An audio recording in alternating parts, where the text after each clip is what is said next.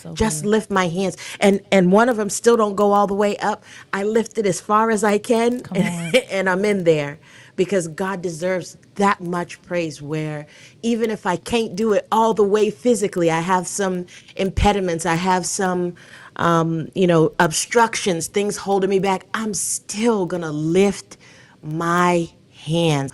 I take full advantage of what we have. And I think that's so important for women to know. You don't have to go get something outside of you. God already Hold gave up. you everything. Okay, I'm sorry. She already in Everything there.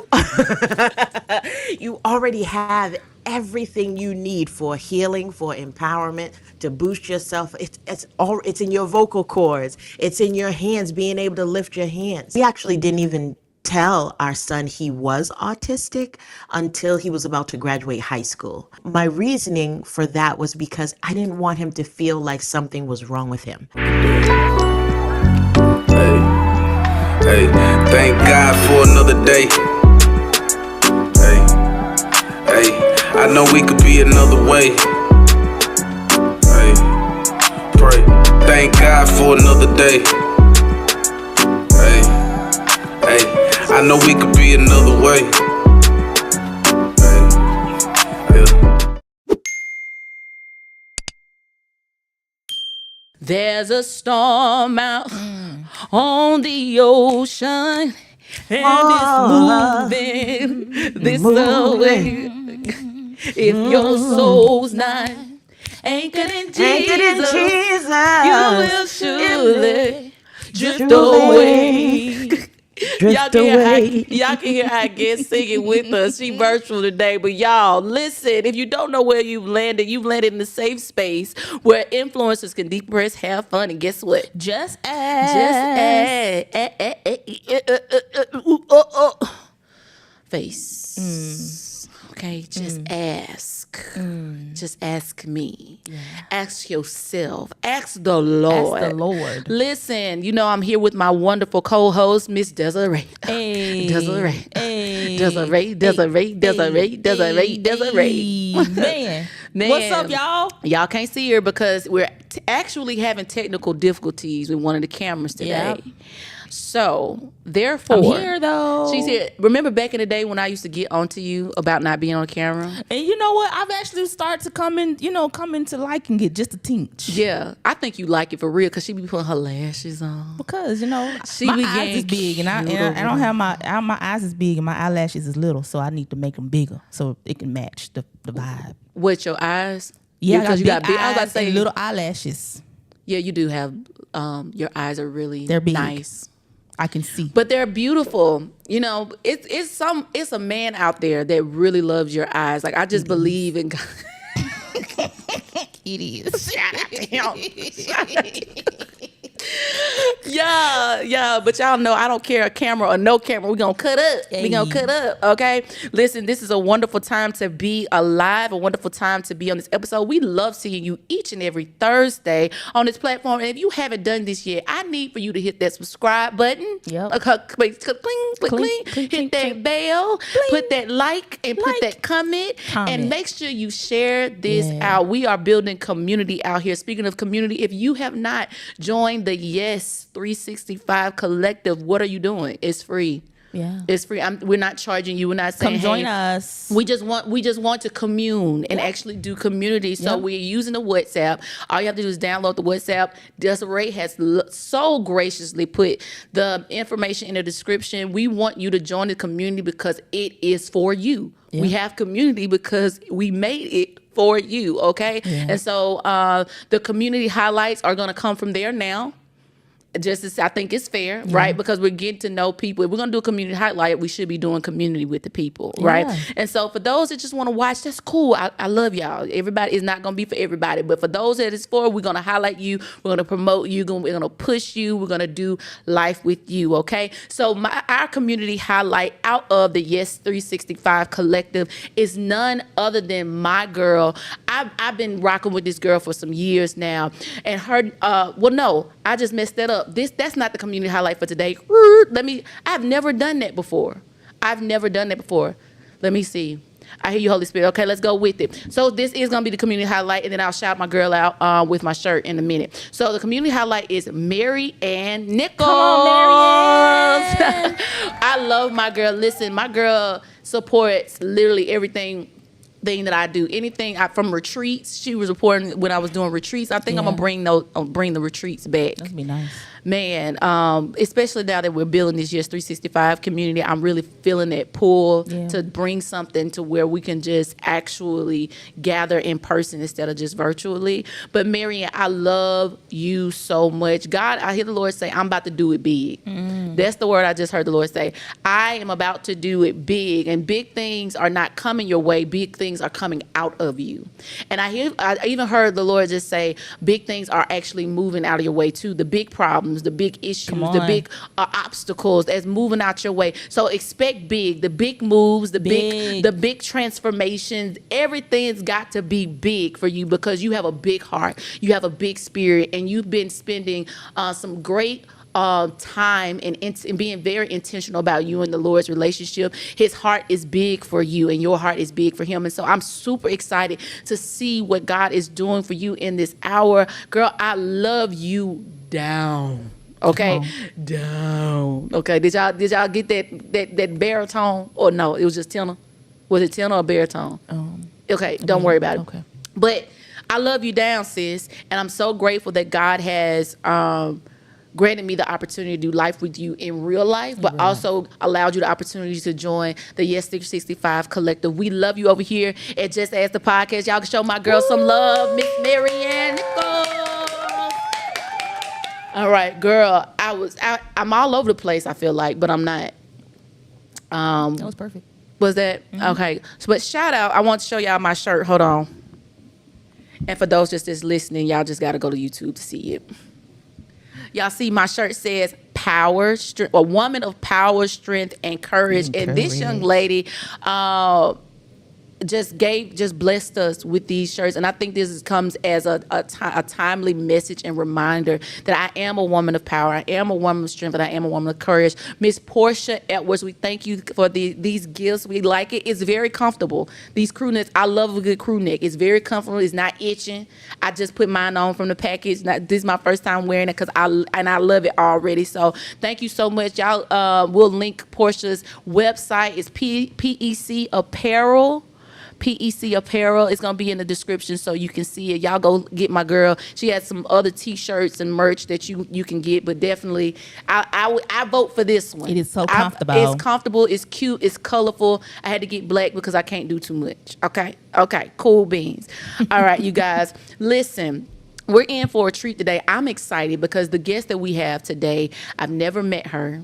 She reached out to me and said, hey, I would love to be on your podcast. And I always go into, like I told y'all, I always go into prayer when I'm dealing with people that I'm not familiar with, even people that I do know. It's people that I do know. And I said, no, I can't. The Lord said, no, you can't have them on your podcast yet. But the Lord gave her a quick yes. And I was like, oh, okay, God, what your daughter doing over here? So she's doing some amazing things. She is actually in the realm under mental health, self-empowerment, pushing women towards their destiny, their purpose. She is a coach and a author. What I'm saying, she's a minister. She got a preacher. She got a preacher in her belly. We were doing some. Y'all heard her singing in the beginning. Mm-hmm. All right. She got a little preacher in her belly. So we are so excited to have our new friend of Just Ask the Podcast, Miss Yolanda Lewis. Hey. Hey, girl. What a beautiful welcome. Hey, girl. Hey. Girl, a beautiful welcome for a beautiful person. Man. Oh, thank you. I feel the same about you. Girl, yes, this even though we never met, I feel it. And look, you caught me singing. I didn't know we was going in. I wasn't ready. Otherwise, I would have been quiet. Girl, the secret sauce to Just Ask is that we start with a good old song. Because sometimes when we record, we don't feel like you an entrepreneur. You have community. Yep. Sometimes you just don't feel like it. Yolanda, tell us what you do when you just don't feel like it. Well, you put a song on. I move. I like to move. And or I go outside and I like to get fresh air. I like the air to hit my face. And the sun if it's out, but even if it's not the sun, I like the air to hit my face. It just resets my whole everything. So I take full advantage of what we have, and I think that's so important for women to know. You don't have to go get something outside of you. God already Hold gave you up. everything. Okay, I'm sorry. She Look, already everything in you you already have everything you need for healing, for empowerment, to boost yourself. It's in your vocal cords. It's in your hands, being able to lift your hands. All that. I won't go too far in, but I Girl, have we something already to say there. about that too. You So got let me me just say stirring. this then. Look, let me just say this then. I just I'm healing right now from surgery, and I'll get into the details of the surgery later. But from the surgery, I couldn't lift my hands because that was a part of the healing. I had to put it down. So when I get a chance, like I've never been so more appreciative. I've never been more appreciative of being able to just lift my hands. so Just good. lift my hands. And one of them still don't go all the way up. I lift it as far as I can Come on. and I'm in there because God deserves that much praise where even if I can't do it all the way physically, I have some impediments, I have some obstructions, things holding me back. I'm still going to lift my hands. I'm going to do what I can with what I've got. That's so good. So I know y'all wondering who the woman of God is. We're going to obviously, we got some oil on here, okay? Because the Lord don't lie to me. The Lord don't lie to me, okay? So Desiree, we already see where we going in this. Yeah. Oh, okay, bet. So put on that seat belt. Buckle up. Buckle up. Buckle up. Yolanda, is it okay if I call you Yolanda just directly? Yes, Oh, okay. 'Cause, absolutely. I'm a little Oh, southern. absolutely. I'm a little southern. Sometimes, some Yes. people want to call Yes. Miss. Yes. But I'm going to call, it's okay, Yolanda. So, Yolanda, can you tell us about yourself? Where are you from? Yeah. Who is Yolanda Lewis? Yeah. Well, who I am is just a person. I'm a woman, just like you. I'm a mother. I'm a wife. I am. I'm healing. I'm vulnerable. I'm all of those things. I have a list of accolades. I'm finishing up my doctorate. I'll be done next year. Woohoo! In trauma and counseling, and I own a publishing company. I help people to share their story, right? The scripture says that people are overcome by the blood of the Lamb and the power of testimony. You have to share. And so we have a magical way we help people to use their story to actually build profit. So not just telling your story, because at the end of the day, guess what, says nobody cares. But if you connect it to a problem that they have, now they're listening. And so we teach authors how to do that and really grow themselves and grow their platform if they choose to. Sometimes they are just telling their story. So yeah, we do that. I'm a mom of an autism person. I have a son. Yes. And but my boys are 20 and 22. And so they're grown. So husband and I, we are not quite empty nesters, but the door's open. So sometimes it is feeling like empty nesting. And so now I've just started a business. I founded just bridging myself into that mental health space where it's called Embodied Life Wellness Institute. And there is where I teach and I hold workshops and I really just hold space, safe space, as you talked about, for healing and really letting God in. That's the way I want to say that. Really letting God in and having a space to process that within community.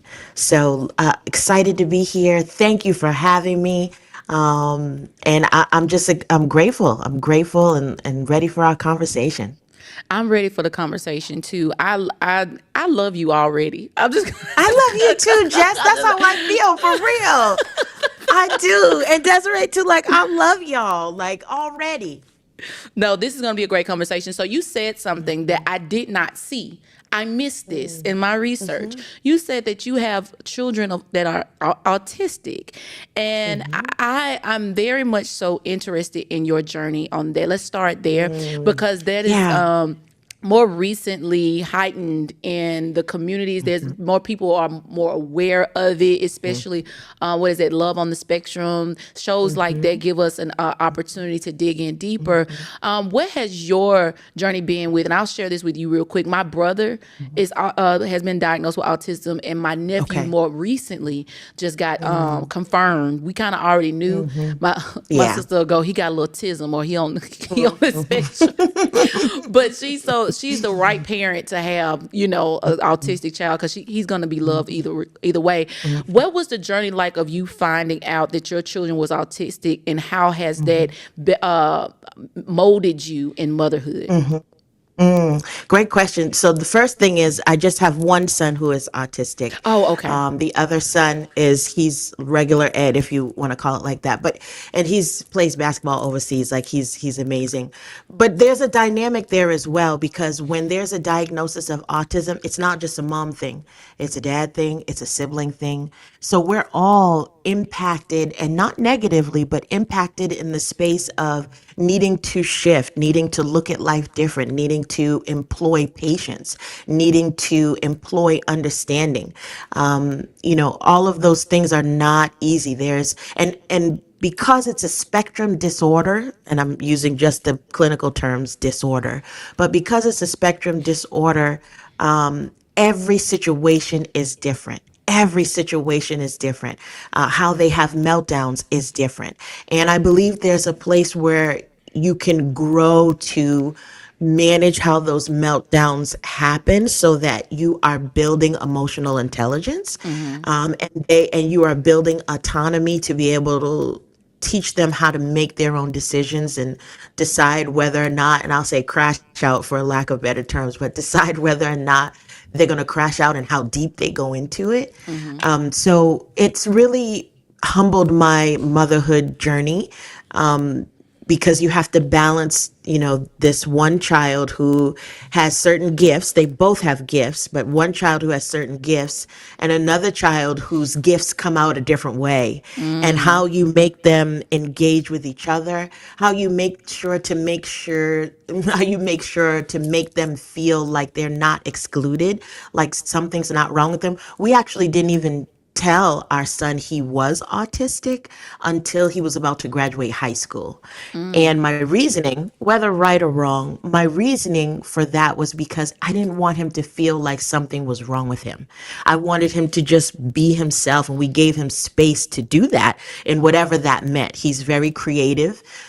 He likes certain things, certain ways. And so we let him be that. However, we told him and started to explain to him what autism was and what that meant for him, because he wanted to work. And so you need to include that, because there's actually certain benefits you can have in terms of companies making accommodations for you, so that you can still work, but you have like a buddy, and different things that you can put in place if you embrace the title, not necessarily the diagnosis. So it truly transformed how I pray. It transformed how I parent, and transformed how I love. Looking at love just so different, because this is your child. This is your baby. This is, you were tasked and assigned to this child, to this soul. You were assigned to this soul.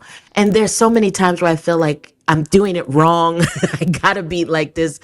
I feel like I'm not doing enough sometime. But that's a part of the journey too. And I've embraced that, to give myself grace, to be like, okay, Lord, you put me here. I don't see it. I don't get it, but help me, show me what I need to do. Show me how I need to say this. Show me when I need to back off.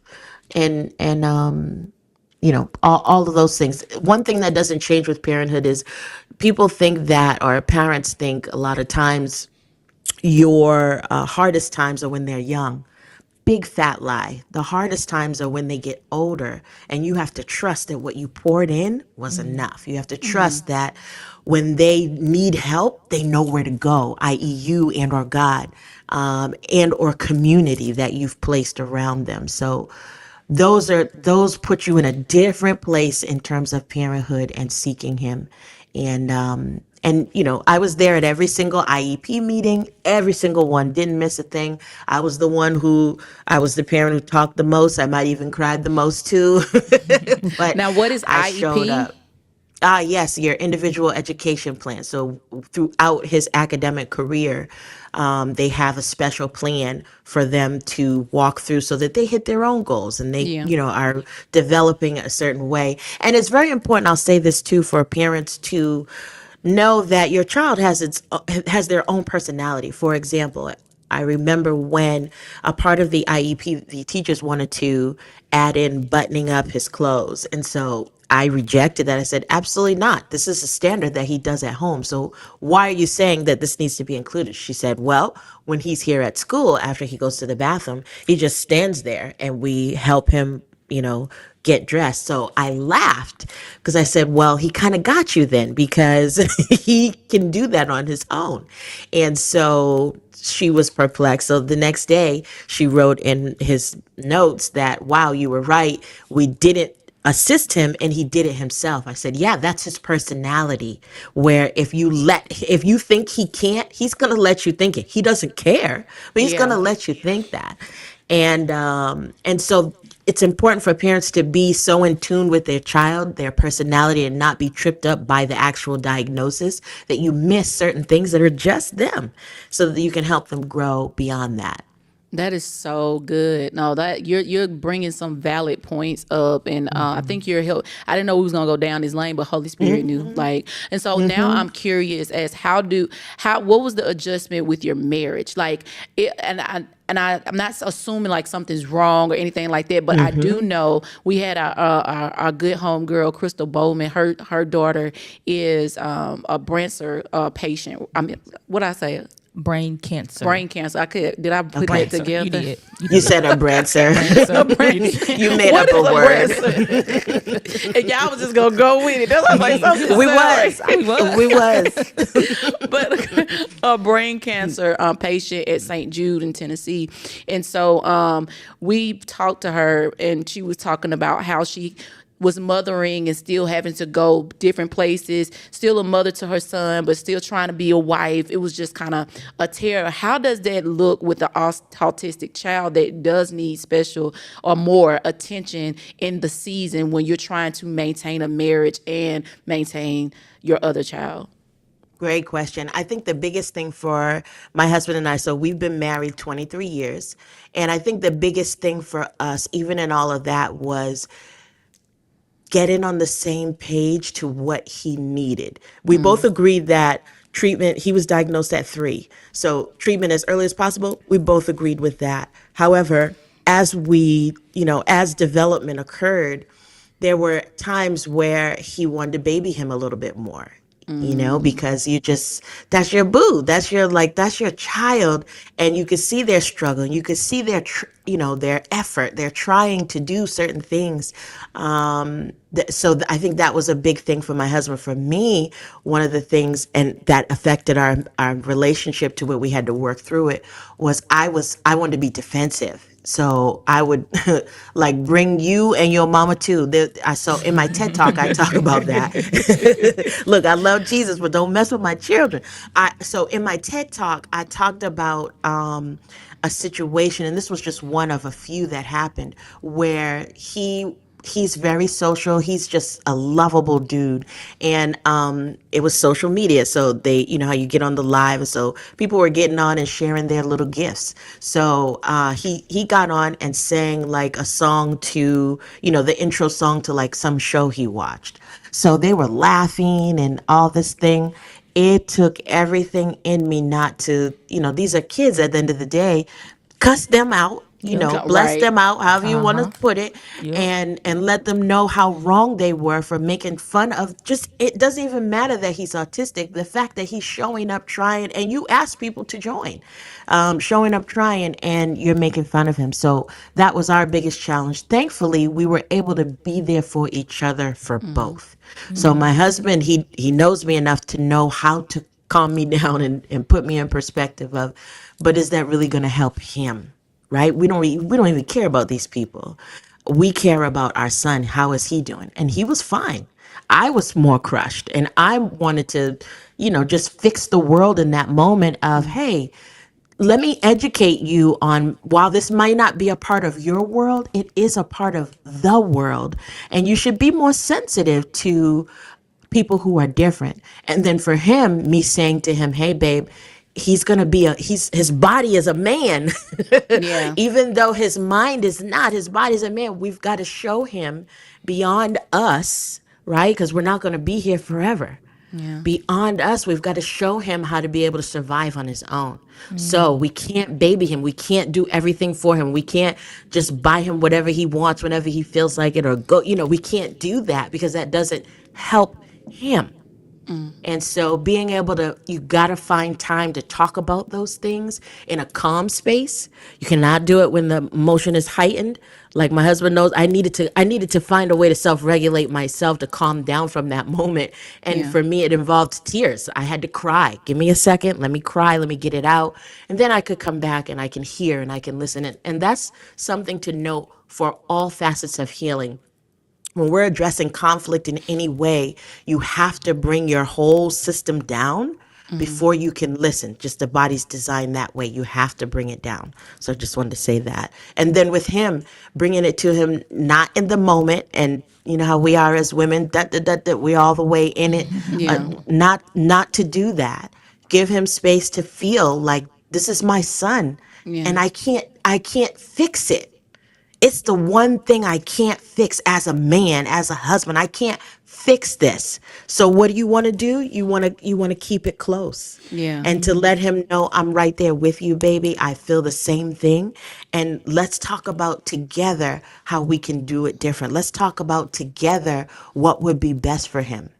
But giving each other space to process. That was what helped us to get through. And we still have moments, because he's still evolving. So long as there's breath in our body, we're always changing and evolving and growing. And so we have to practice that even today, even as he's older and understands more, but still is not able to fully integrate himself into society independently. That man, you so eloquent. Like I know I said that right. Like Yeah, you said it. you are very much so put together. I don't know, and I guess it's because I'm in school. I'm actually in school to be, well, I'm on a break right now, but I'm Yeah. pursuing a master's in Nice. family therapy, and so Marriage and family therapy. marriage and family therapy, and so. I understand from my perspective of the classes that I have taken so far that your personal journey impacts your professional journey pretty heavily. Has, if this hasn't been the pinnacle point, or what, I know this is a big pinnacle point for you, what has been the marrying factor for you to decide, hey, I want to help people through their journeys because I figured this out about mine? What was that? What was that moment for you? I would have to go back to my first book. So I have 16 books. And my first book was about my experience to overcoming what was at the time the biggest trauma of my life, which was being sexually molested, and figuring out how to navigate through that with God. I couldn't wait to share, although I was very, very nervous. It took me 20 years to, from the when the experience happened. My first experience happened at 3 and lasted until about 11, 12. And then from there, I just hid. I found ways to hide in church. I'm a teacher, so I found ways to, the louder you sing, the better you are. I knew all the scriptures. I come from a line of Bible teachers and scholars, so I knew all the stuff. I knew how to hide. And what that did was build a wall of, even though I knew God, I didn't know him. We didn't have relationship. I knew him though, and I heard him, and I was there, I was present, but I didn't let him in, right? Like I talked about, that's what I help people do. Help them to understand how to let God in so he can do all the things. So when I figured out like, oh, that was what my issue was, and that was what caused consternation in other relationships, that was what caused me to not feel good about myself in other situations, all of that. When I figured out there was a way, not the end all be all, but there was a way to do it with God, I wrote my first book. And from there, I've been on that journey of helping people. And I will say too, another piece that kind of enforced that was when I got to my third book. I was approached by a publisher that said, "Oh my gosh, we love, what you're doing, blah, blah, blah. Let me read your manuscript." So I sent the manuscript over and looked over the deal, and everything looked okay. It just didn't feel right in my spirit. And so I declined the deal. And they proceeded to tell me, well, you weren't that great anyways. No one will ever read your stuff, all this terrible things. And so after I cried and, all that, I said, you know what? I want to be the space where people can come where they don't have it all together and they don't know what they don't know. And we help them through that. And that was when I started my publishing company. And that transformed everything in terms of how I help people heal through their story and, through building a business that they can live off of. Okay, so you're talking so good. You're I'm the type that I'm a listen. In therapy they teach us to listen and then have your follow-up question. You gave me about 5 follow-up questions. Let's do it. First of all, let's celebrate you. 16 books. That's wild. Yes. And counting, because I have 2 more that will release in July and August. Yeah. Like 16? Can I just get 1? Because we're gonna get. We're gonna come back to the publication and being an author because I think that subject keeps coming up. So I think that's a safe space for us to go into. But you said something that I cannot skip over. You said earlier that you were in church, but you hid in church. What does that look like to hide in church? And how did you come to the point where you unveiled? So, great question. I will say that hiding in church, that was kind of easy because there was a part of church, now it's a little bit different, but there was a part of church that didn't touch emotion. And the biggest part of healing is being able to allow yourself to feel. That's a big pillar of your healing journey. You have to let yourself feel. You have to be present to what is happening to you. And when you go through a traumatic experience, such as being molested, how you survive it is you don't feel. You completely disconnect your body feeling from your emotions. So any environment that will support that is where you can hide easily. And so with church, I knew all the scriptures. And knowing the scripture doesn't require you to feel them. You know how to shout. You know how to. This is why I actually don't like playing church, because it takes away the feeling. And it makes me uncomfortable that that's comfortable for some. And so it's easy to hide in a space where you can, on paper, do it all right. I served on all the committees, all the boards. I taught because that was actually a gift. I knew how, I was just good at being able to teach. That was a gift that flowed through my bloodline. But you couple that with, we used to play Bible Pictionary, not even just regular Pictionary. Like, it was just ingrained in me to know. And you couple that leadership with just doing the things, you skip feeling. You just skip it all together. It wasn't until, I don't think I started feeling until I became an adult and moved. So I was born and raised in Boston, Massachusetts, and I live now in Georgia. North Georgia. And I don't think it was until I moved to Georgia that I really broke of that. And it happened when a friend of mine passed away, and she was a friend of a friend. You know, I met her through people, so we weren't like super close. But we had done so. We did an event together. We had plans to do other things, and so I remember telling my mom. My mom met her, loved her. I was telling her how she had passed away, and when I was fixing my curtains. That's why my hands raised. I was fixing my curtains, and all of a sudden I was like, oh my gosh, what is this wet on my face? My face is wet. And I started tapping it, and I was like, wow, that's tears. I was so disconnected from my physical body and emotion, the two of them together disconnected. I didn't even realize that I was crying because my body needed to release sadness, because I was actually sad that she had passed away unexpectedly, all the things. She was young. I was sad about it, but I was so disconnected. I was so functional at making it happen and being responsible and doing all the things of life, church included, that I could not feel.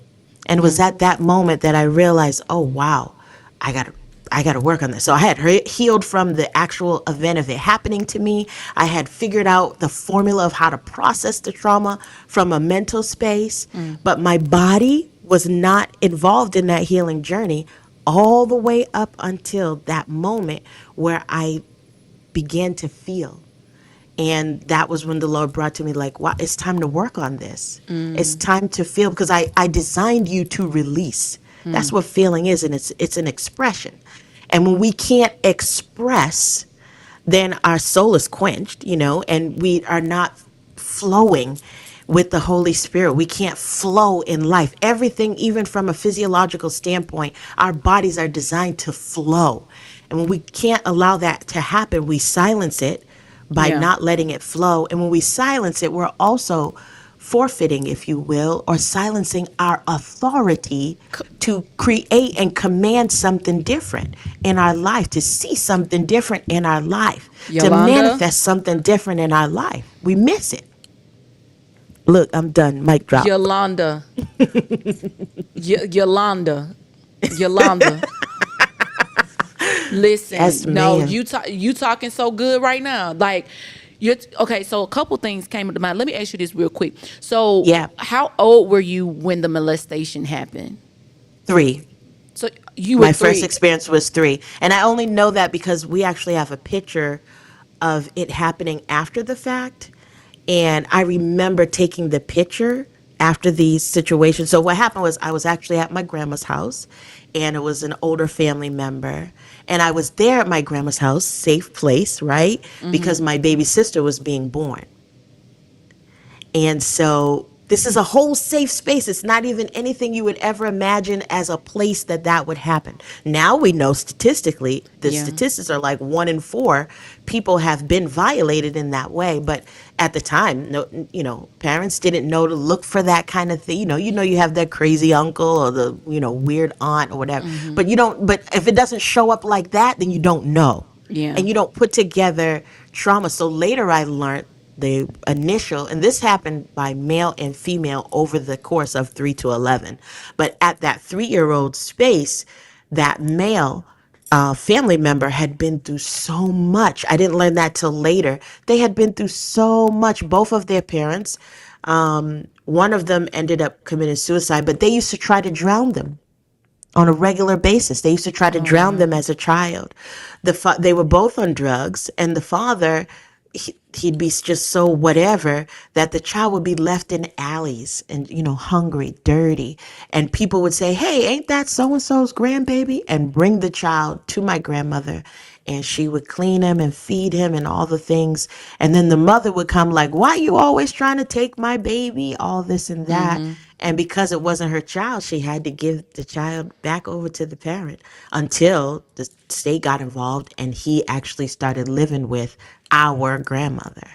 So, it was a safe place. You would never imagine it, but it happens. Wow. You keep saying stuff that's leading to these questions. Yeah. Okay, so I'm gonna stay right here for a second. because what I hear from you is compassion. At what point did you learn to be compassionate towards the person that initiated this experience for you? Yeah, that's a great question, because when you have a violation like that at such a young age by someone who you're supposed to trust, because he was like a big brother to me, like I loved him, and it confuses how you interpret relationship. And when you have that confusion of interpretation of a relationship, you never stop feeling that. You just also feel these other things. So, because of their journey, I had the opportunity to heal without them. I didn't need them to heal. I didn't need an apology. Because again, remember, I processed everything mentally. And, like I didn't feel anything. Nothing was inside. It was just like, oh, I'm going to cognitively decide this and this and this makes sense, be analytical about it. And boom, here we go. We're all set. And so it was years where I got over the event and I could hear the person's name, didn't bother me. But I will say, fast forward to, I want to say maybe 25 years after the fact, approximately, that person got out of jail. And I felt led. I know this sounds crazy, but I felt led to reach out to him. And so I did. And we had a couple conversations. It was like group settings, all of us, group talking together on the phone, talking together on the phone. Then randomly, maybe I would say a week after that reconnection, mind you, I hadn't spoken to him for all that time. So then this reconnection, he calls me on the phone. He says, Londa, he said, you want to know why I did it? I was like, whoa, because I had already taken care of that in my In your mind. mind. It didn't, not that it didn't matter, but it was just like I hadn't even thought about why, because it didn't matter. I hadn't even thought about why, because it didn't matter. And but I felt like he needed that. So I said, okay. And he shared. And, you know, it was his reasoning, and I understand that. And then I had to process that. Well, I would say 3 years later, he died of, overdose of too much alcohol. And so I believe that inclination, now, I don't say everybody should do this, but that inclination of, I feel led to reach out to him, was for his soul to be recompensed, because only God knows, like I know those little things that he went through and I learned later, but only God knows what he really was struggling with. Yeah. And what would really keep him in that place of torment where you think it's okay to violate people, and that's a part of your natural lived experience. Only God knows what's going on there. I can't touch that. And I don't want to. And I don't want to play God to try to figure it out. That's not for me. That's for him and God. And so that place of compassion, as you say, it came from God, and I don't recommend it. But if you feel led, I definitely recommend you obey the Lord. But it allowed me to see that healing in that space is bigger than the experience. It's bigger. These are souls. Yeah, these are souls being tormented. These are souls living in agony. These are souls living outside of God's purposeful design. That's bigger than me.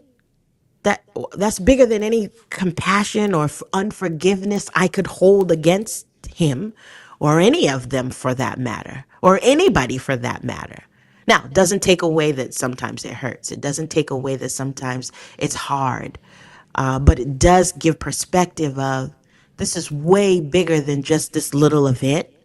And so I'm going to trust that God got me, even in this space of what I have in front of me and how it feels, and let him take care of the rest. So Yolanda, Man, you're talking so good. You said a few things that just hit me differently. And when we think about the idea of violation, you can be violated physically, but you can also be violated mentally and emotionally. And I have experienced all three. I was just sharing with my sister last night. If I cry, it's okay. It's just me expressing myself. Yeah.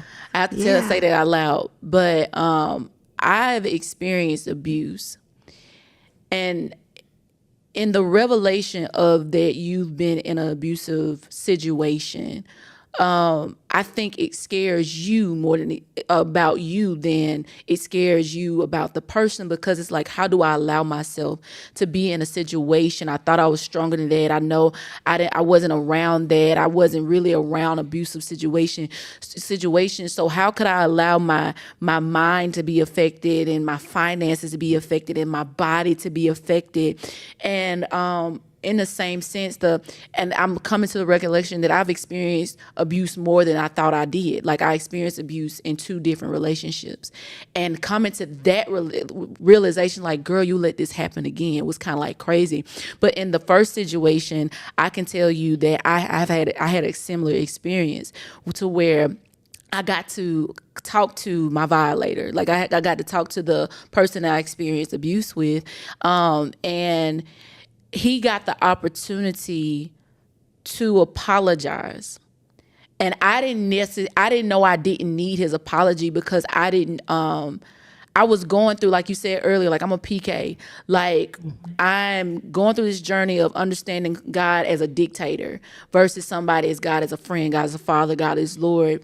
But when I found out that God was my friend and he wanted to do actual relationship with me, that's when I started really tuning into the heartbeat of God. And so in that, it maybe took maybe a year or so, and I can't even tell you how we got into the space. I think because I'm still cool with his mom to this day, and I was visiting her, and we had this experience where we got to talk to each other, and he was like, "Hey, I've been without you for this X amount of time, and I'm realizing that you are a queen. I should have never treated you like I did. I should have never put my hands on you. I should have never done that, right?"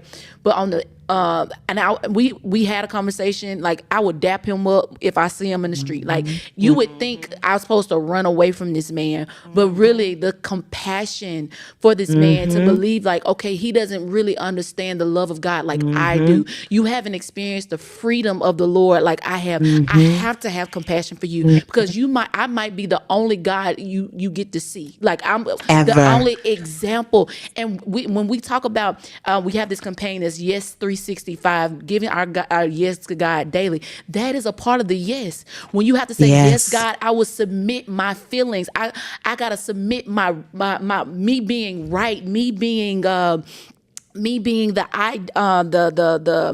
victim in this space. I have to submit that to you so the soul can be saved. That's a whole nother level of relationship with God that you don't do. Level. You got to go through some things with the Lord. Yes, ma'am. To be there. So I wanted to say that out loud, to say, you didn't sound crazy to me at all, because I'd been through it. I walked through it. So now I want us to bring us to a point. I hear you, Holy Spirit. Let me backtrack. So for those women or even men that have experienced molestation in this sense, what would be your encouragement for them so that they can overcome that memory? You know, you said something key there, in that you're overcoming the memory. I want to explain that first. Overcoming the memory doesn't mean you never remember it. That's not what it means. Wow. You almost made me choke on this water. That's why I paused, to make sure you did it. Overcoming the memory just means that when it comes, your body doesn't respond, your mind doesn't respond, your emotions don't respond, your spirit, you don't crash out. That's what it means. That you don't crash out, not that you'll forget. And I think if we stop spending time trying to forget the experience and start spending time remembering it as a past occurrence that's already happened, that is separate from your now, then we can move forward. I think that's the bigger issue, is that we remember the experience and you go right back to who you were, how you felt in that second. And the reason that happens is having to do with a trauma response. So when we don't finish the cycle of emotion that happens when we are being violated, meaning like you get angry, you get sad, you don't finish that whole occurrence till you're back at ground zero, and it gets stuck, then we have a trauma response such as fight, flight, fawn, freeze, or now there's a new one called fine, where everything you say, I'm fine, I'm fine. And you have that response to it. And you keep repeating and replaying that response until you let the emotion finish processing.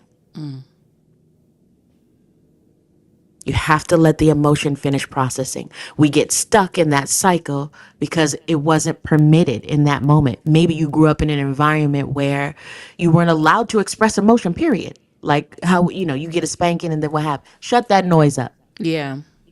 right? You're not allowed to fully express and finish crying.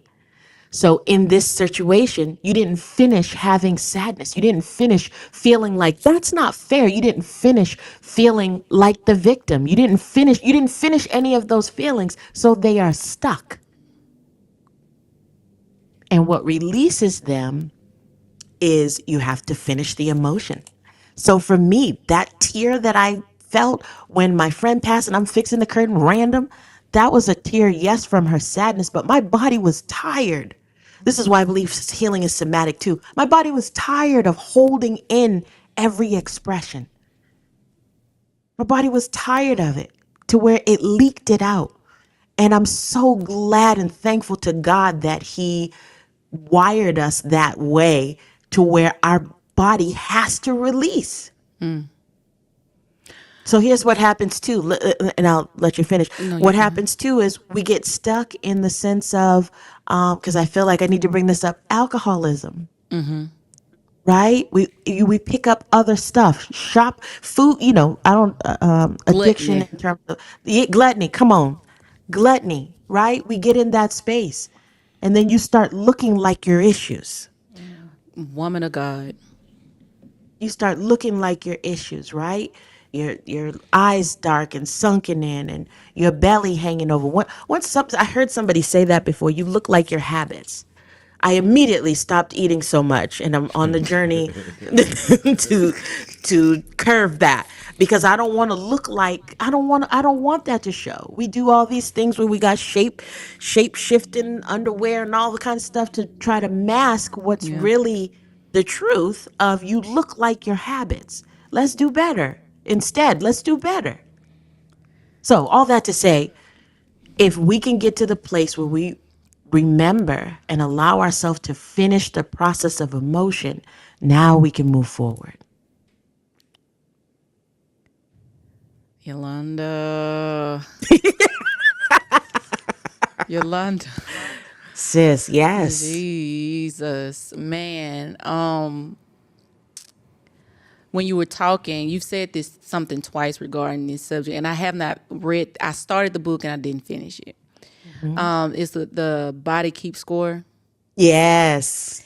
I love that And, book. Man, I gotta finish that because I've heard nothing but great things about it, and what you're saying is so relevant to understanding. We reject what we remember because we don't want to feel it again.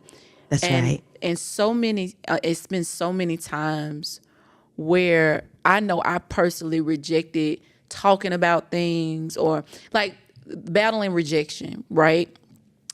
Just experience. I don't like, I've had moments where I've been rejected as a child or whatever, and because of that, if I think that I'm going to be rejected, I'll avoid a conversation, or I'll avoid interaction, or I'll avoid telling you. Really, people really think that I'm just like this outspoken person, but really I'm trying to be mindful this about the most mindful you gonna get. Like I've tried to dig for a resolve. And so when you saying that, I feel like even not being able to express myself, we just recently talked about freedom, not being able to express myself and live in the freedom and authority that you said something so good earlier. The living in the true authority that God ordained me to live. We are ordained to be free. We are ordained to be healed. We are ordained to live in the way that God is. So anything that disrupts that affects our mind, soul, and our body. And so, girl, if you was here, Talk you that lucky talk. you did not. You lucky you did not show up today. You lucky you had something else. Talk that. 'Cause this Bible would Talk have been that over there. talk. Okay. Look, talk that talk. Talk that talk. And that's what, one of the things that we both share in common is creating that community space for that level of healing. Yeah. Yeah. That's what we're doing. I don't want to miss it because I know we're getting close to time and I know you got other stuff to do. Yes. I'm just going to go ahead and let you know we're going to have you again because we got to talk about the publication. Yes. I don't think that's going to work right now. Yes. The Lord just went where he wanted to go quickly. He did it different. Yeah, fast. He did it. He did it. That's why I tell people I can research all day about stuff. The Lord is always going to have his way with our conversation. That's why I enjoy about Just Ask. But you do have workbooks that I'm Yes. kind of curious about. Like, does that tie into like helping people mold through, like if they were in a situation where they experience abuse, molestation, all that stuff? Can you talk to us about those workbooks and like how they Yes. help us? Yes. So the workbook series is called Embodied Life Wellness, and they are broken out into 4 different categories. So one is the soul. On a soul level, how do you heal? What does that journey look like? And it walks you through what that journey looks like from not just a cognitive standpoint, which is what traditional therapy does, but from a somatic standpoint and a spiritual standpoint, which is there's modalities for each one of those, but not together. And so that is what makes this workbook series different, is that they are bridging those 3 parts of ourself together in a healing format. So it focuses on your soul. I have another one that focuses on inner child, so getting through the things that from your past, as well as abundance and purpose, finding out your purpose and how to be abundant in it. And then the last one is more so for my Christian brothers and sisters, where it focuses on refreshing. So it's a culmination of all the things, but it uses scripture. The other 3 don't necessarily use scripture. However, there's room for you to interpret how you need to and how the Holy Spirit drops it.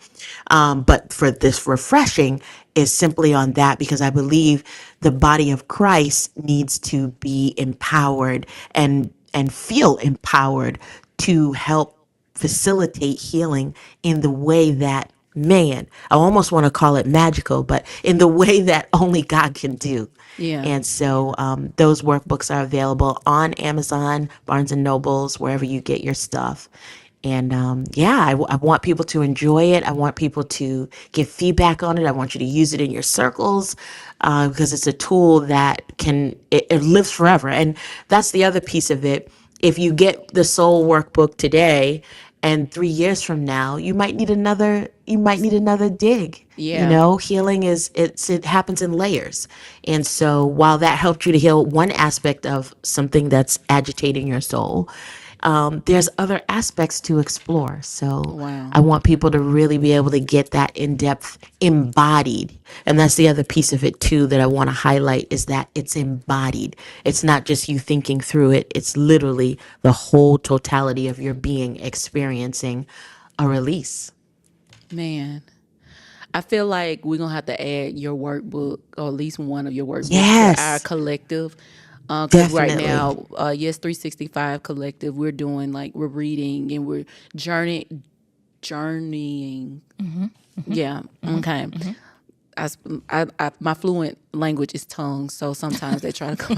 Look, I speak in tongue. it probably tried to come all through this conversation for sure. No, real bad. I had to hold my mule, okay? But no, I think we're gonna talk off camera on the net, because I think the hunger that I know the audience that listen to Just Ask the podcast, they're desperate for a change. They're desperate for a way out. They're desperate for tools to really solidify their yes to God and manage the yes with God. And I feel like this would be a good tool. Desiree, I gotta hear from you because this done some stuff. Yeah, no, this was a great conversation, and I think what it has done is almost, there's how can I put it? We never know what people are going through or what people have gone through, right?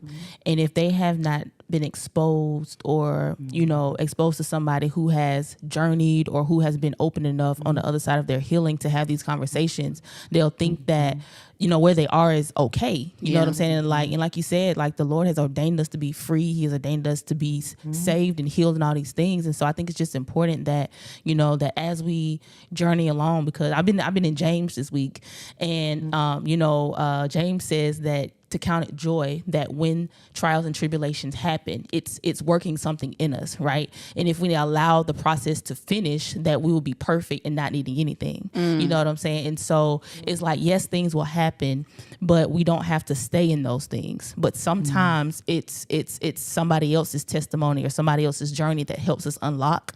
And so I'm just grateful to meet another kingdom believer who has stepped into the space that God has carved out for you, Miss Yolanda, to reach back and just to share and to really step into this and share the light. You know what I'm saying? Because we just never know. But your journey is definitely setting people free. So I'm just grateful, and I'm sure the listeners have gleaned and just found themselves in a space that's like, okay, like, I know I can walk through this healing thing and I don't have to do it by myself. So we just thank you for being a part of the platform.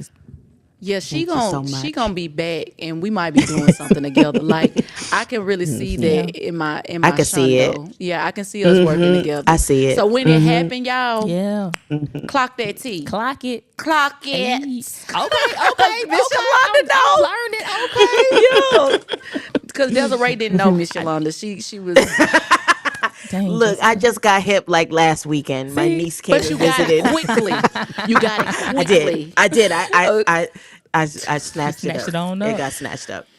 Miss Yolanda, Yes. I'm sorry I said that, but Yolanda, what a friend we have. Jesus, my God. I'm gonna be feasting on some of the things that you said, because I do believe that we don't want to leave people without a resolve. And I feel like I'm just trying to mentally just make sure that we did it, but also, and to do the work, you have to invest in your healing, and whether it look like therapy, getting the workbooks from Miss Yolanda. I think that it's imperative that you just don't stay on this conversation, but you go beyond this conversation.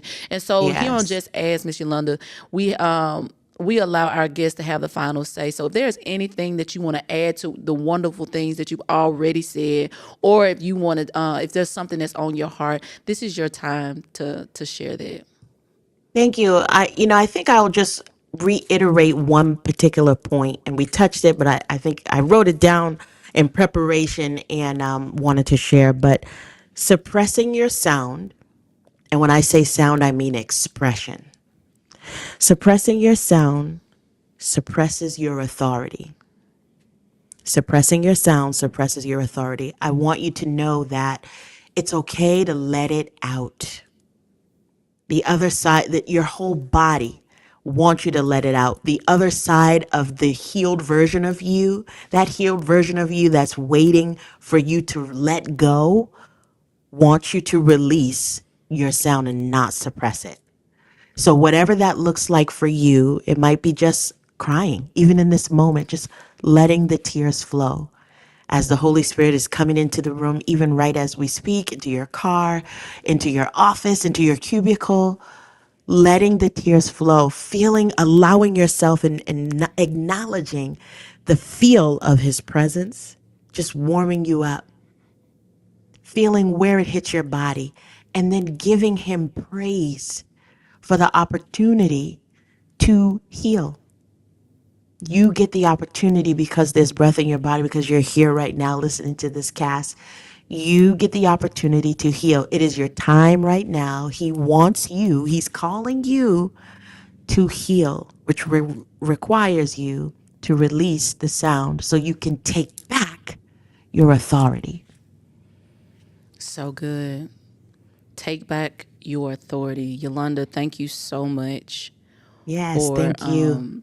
just a beautiful conversation. Part one. We're gonna call this part Yes. one because we're definitely not done. Okay, I just want No. we're not done, y'all. So you don't Ooh. even gotta ask me in the comments. I already know this one's gonna hit. Okay, but thank you guys for tuning in. If you have more questions, if you want to reach out to Yolanda, we're gonna put her information in the description. Go like, go comment, subscribe. She has a YouTube page as well. I'm going to go ahead and profess that she's going to be doing some more things on her YouTube page because man, this is good. Like that today was good. And so I'm really excited about what God is going to do through not only Miss Yolanda, but through you using Yolanda as a vessel. And so I hope and pray that something resonated with you. If it's not just for you and somebody else, make sure you share this. Don't be stingy with the freedom. Okay, do not be stingy with the freedom. Listen, Desiree, this one was good. Yeah, we got it. good. We definitely have to have her back, y'all. We love you guys. We hope you have an amazing rest of your week. But until next time, until next week, remember, life could be much more simple if you just ask. What's up, you guys? We hope you've enjoyed that conversation, but make sure you like, share, and subscribe, and hit that notification so you don't miss an episode. We'll see you next Thursday.